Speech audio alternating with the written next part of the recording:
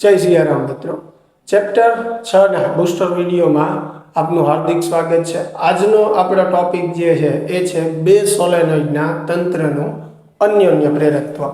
તો અહીંયા આપણે બે સોલેનોઇડનું એવું તંત્ર ધ્યાનમાં લઈએ કે જેમાં બંને સોલેનોઇડની લંબાઈ જે છે એ સમાન છે અને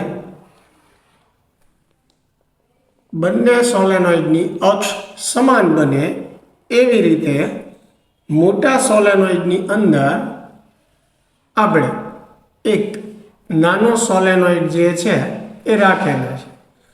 આ આપણો મોટો સોલેનોઇડ છે જેને આપણે S1 કહેશું, જેની ત્રિજ્યા R1 છે। બરાબર, બંને સોલેનોઇડ જે છે એની લંબાઈ તો સરખી જ છે। આ જે છે આપણો બીજો સોલેનોઇડ છે S2, જેની ત્રિજ્યા આપણે R2 કહેશું। બરાબર, અને એની ઉપર આપણે આંટાઓ વીંટવ્યા હોય તો જ સોલેનોઇડ બને, જે મેં અહીંયા આકૃતિમાં દર્શાવ્યા નથી પણ તમે સમજી જશો। તો આ બે સોલેનોઇડનું તંત્ર છે, આપણે એનું અન્યોન્ય પ્રેરકત્વ સમજવું છે। સૌ પ્રથમ આપણે એવું મેળવીએ કે S1 ના લીધે S2 નું અન્યોન્ય પ્રેરકત્વ। સૌ પ્રથમ આપણે શું મેળવવું છે, પહેલાના લીધે બીજામાં। આ જે છે આપણો બીજો સોલેનોઇડ છે, આ પહેલો સોલેનોઇડ છે। તો પહેલા સોલેનોઇડના લીધે આપણે બીજામાં પ્રેરકત્વ મેળવવું। તો પહેલાના લીધે બીજામાં મેળવવું છે એટલે ચુંબકીય ક્ષેત્ર જે છે એ પહેલા સોલેનોઇડનું આવશે। તો પહેલા સોલેનોઇડ માટે આપણે μ0 એના એકમ લંબાઈની દાંટાની સંખ્યા n1 કહીએ, એમાંથી પસાર થતો પ્રવાહ i1 કહીએ। તો આ S1 માં ઉદ્ભવતું ચુંબકીય ક્ષેત્ર થયું। બરાબર, S1 માં ઉદ્ભવતું ચુંબકીય ક્ષેત્ર થયું। હવે આ ચુંબકીય ક્ષેત્ર બીજા સોલેનોઇડ સાથે સંકળાશે એટલે આપણે લખીએ S2 સાથે સંકળાયેલું કુલ ફ્લક્સ, ચુંબકીય ફ્લક્સ, જેને આપણે φ2 કહીએ। ફ્લક્સનું સૂત્ર થશે NBA। હવે ધ્યાનથી તમે સમજો કે ફ્લક્સ આપણે બીજા સોલેનોઇડનું મેળવીએ છીએ એટલે આંટાની સંખ્યા આવશે બીજા સોલેનોઇડની, ચુંબકીય ક્ષેત્ર આવશે પહેલા સોલેનોઇડનું, ક્ષેત્રફળ જે છે એ પણ આવશે બીજા સોલેનોઇડનું। બરાબર, તો કેપિટલ N ની જગ્યાએ આપણે સ્મોલ n ઇન્ટુ L લખી શકીએ બીજા સોલેનોઇડ માટે છે એટલે N2। B1 જે છે એનું સૂત્ર થશે μ0 n1 i1। A2 એટલે બીજા સોલેનોઇડનું ક્ષેત્રફળ એટલે πr², એ પ્રમાણે R2 આવશે। ચાલો તો ફ્લક્સને થોડુંક ગોઠવીને લખીએ આપણે તો શું થશે, μ0 n1 n2। બરાબર, μ0 n1 n2 i1 L πr²। ચાલો તો આ ફ્લક્સ વ્યાખ્યાયિત થયું। હવે પ્રેરકત્વ આપણે મેળવી શકીએ। બરાબર, S1 ના લીધે S2 નું પ્રેરકત્વ એટલે કે પહેલા સોલેનોઇડના લીધે બીજા સોલેનોઇડનું અન્યોન્ય પ્રેરકત્વ એટલે એનું સૂત્ર થશે φ2 / i1। φ2 જે છે એનું સૂત્ર શું છે, μ0 n1 n2 i1 L πr²।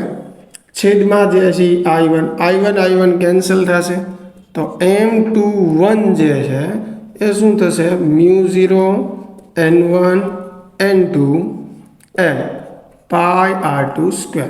ચાલો તો આ પહેલાના લીધે બીજા સોલેનોઇડમાં ઉદ્ભવતું આપણને પ્રેરકત્વ જે છે એ મળ્યું। સેમ એવી રીતે આપણે S2 ના લીધે S1 માં ઉદ્ભવતું અન્યોન્ય પ્રેરકત્વ મેળવી શકીએ। એટલે હવે એનાથી રિવર્સ વાત કરીએ કે ભાઈ બીજાના લીધે પહેલામાં પ્રેરકત્વ કેટલું થશે, એટલે બીજાનું ચુંબકીય ક્ષેત્ર પહેલા સાથે સંકળાય અને બદલાય એટલે એમાં આપણને EMF અને પ્રેરકત્વ મળે। તો સૌથી પહેલું S1 માં ઉદ્ભવતું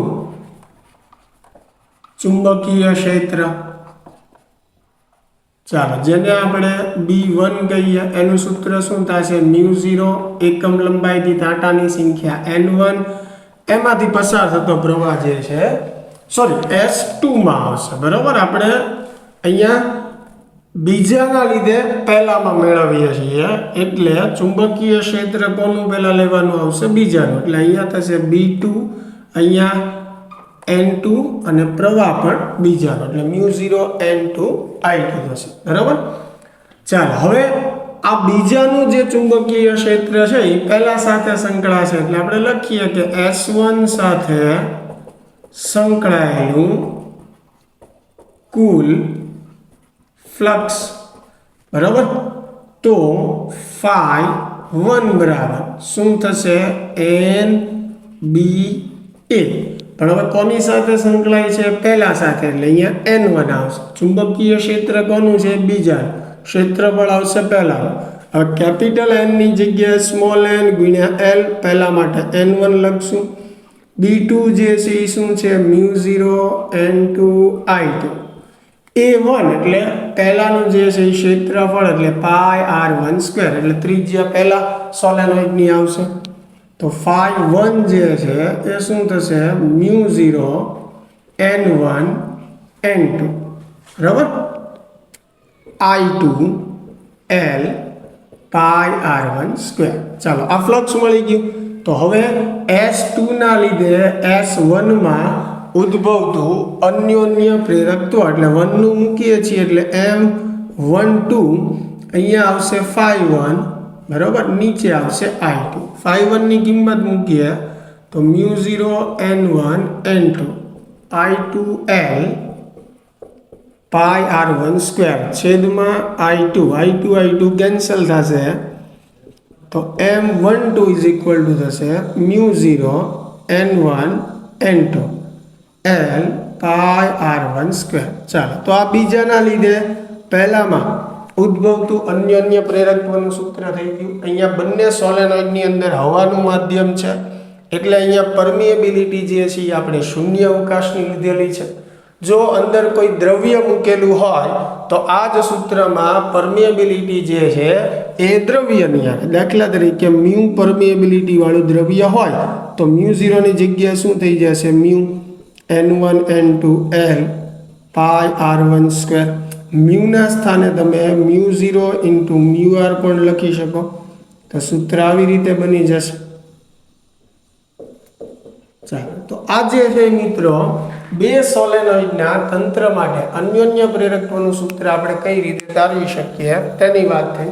આશા છે કે આપને આમાં મજા આવતી હશે. મળીએ હવે નેક્સ્ટ વિડીયો લેક્ચરમાં.